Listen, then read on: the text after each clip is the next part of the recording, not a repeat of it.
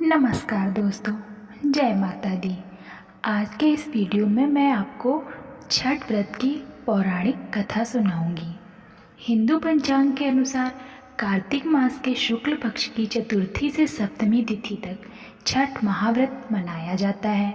इसमें भगवान सूर्य देव की पूजा होती है। छठ व्रत खास तौर पर पुत्र प्राप्ति के लिए किया जाता है। छठ पर छठी मैया के जयकारे के साथ आराधना की जाती है। बिहार, झारखंड, उत्तर प्रदेश राज्यों में यह प्रमुख तौर पर मनाया जाता है। छठ व्रत कथा। दिवाली के 6 दिन बाद छठ मनाया जाता है। छठ के महाव्रत को करना अत्यंत पुण्यदायक है। छठ व्रत की सबसे महत्वपूर्ण रात्रि कार्तिक शुक्ल षष्ठी तिथि को होता है। सूर्योपासना का यह महापर्व 4 दिनों तक मनाया जाता है। छठ पर्व के लिए कई कथाएं प्रचलित हैं, किंतु पौराणिक शास्त्रों में इसे देवी द्रौपदी से जोड़कर देखा जाता है। मान्यता है कि जब पांडव जुए में अपना सारा राजपाट हार गए, तब द्रौपदी ने छठ का व्रत रखा था।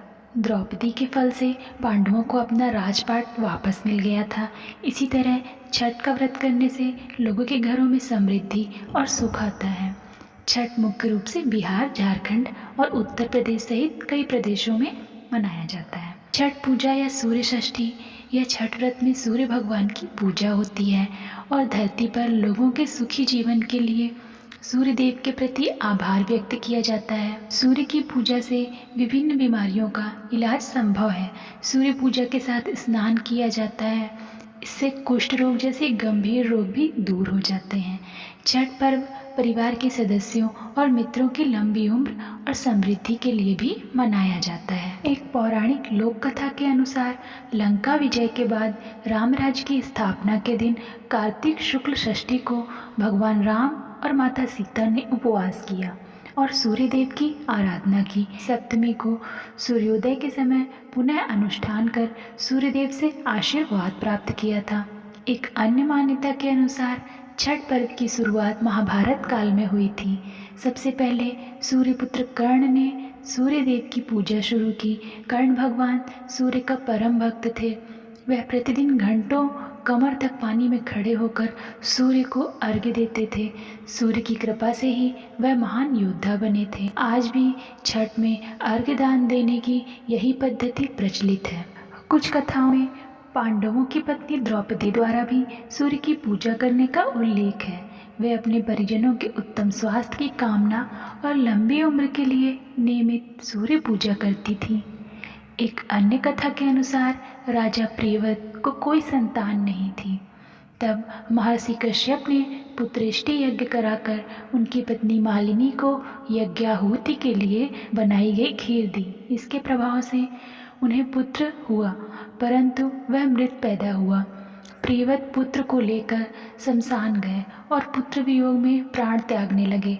उसी वक्त भगवान की मानस कन्या देवसेना प्रकट हुई और कहा कि सृष्टि की मूल प्रवृत्ति के छठे अंश से उत्पन्न होने के कारण मैं षष्ठी कहलाती हूँ।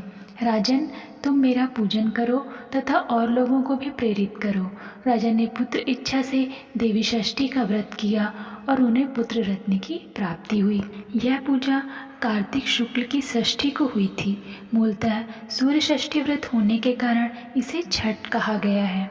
यह पर्व वर्ष में 2 बार मनाया जाता है, पहली बार चैत्र में और दूसरी बार कार्तिक में। चैत्र शुक्ल पक्ष षष्ठी पर मनाए जाने वाले छठ पर्व को चैती छठ व कार्तिक शुक्ल पक्ष षष्ठी पर मनाए जाने वाले पर्व को कार्तिकी छठ कहा जाता है।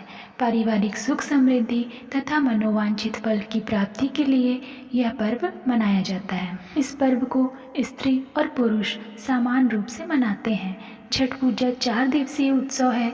इसकी शुरुआत कार्तिक शुक्ल चतुर्थी को तथा समाप्ति कार्तिक शुक्ल सप्तमी को होती है। इस दौरान व्रतधारी लगातार 36 घंटे का व्रत रखते हैं। इस दौरान वे पानी भी ग्रहण नहीं करते। छठ पर्व बांस निर्मित सूप, टोकरी, मिट्टी के बर्तनों, गन्ने के रस, गुड़, चावल और गेहूं से निर्मित प्रसाद और सुमधुर लोकगीतों से युक्त होकर लोक जीवन की भरपूर मिठास का प्रसार करता है।